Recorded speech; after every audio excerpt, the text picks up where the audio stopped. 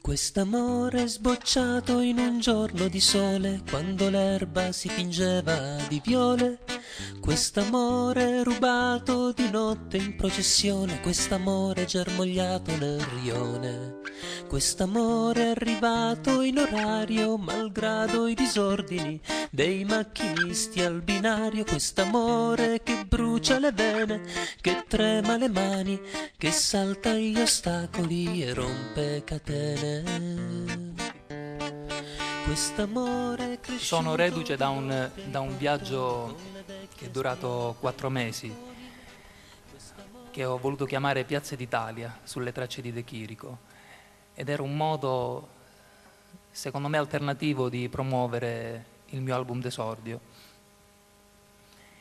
È stata un'esperienza umana molto, molto intensa, molto forte, perché vivendo proprio le piazze in cui mi trovavo a suonare, quindi per i passanti, oltre che farlo nei locali durante i miei concerti,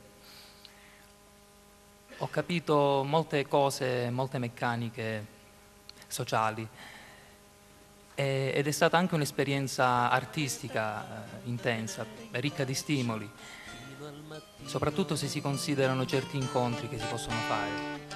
Quest'amore torna a casa alla sera a riposare, trova fiori alla finestra a profumare.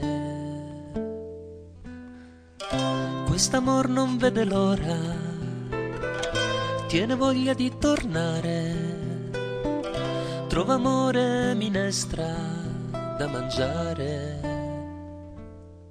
Quest'amore sbucciato a ferite alle ginocchia, quest'amore d'oratorio di parrocchia, quest'amore di 30 anni bello come un sacrificio, quest'amore brucia come un dentifricio, quest'amore lo conosco da 100 anni, riconosco i suoi malanni, pelle vecchia, pelle scura nei suoi panni, quest'amore ormai stanco preferisce dopo il fatto di avere diversi canali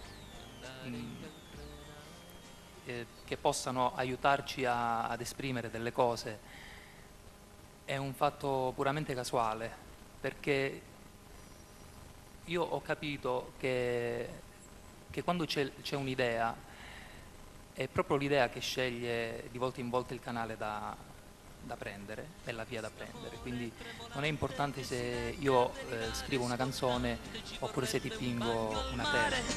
Quest'amore lo conosco da 100 anni, riconosco i suoi affanni, lo conosco, è buono solo a fare danni, quest'amore da pensare e se ci pensi passa l'ora, quest'amore spacciato, malato di tumore.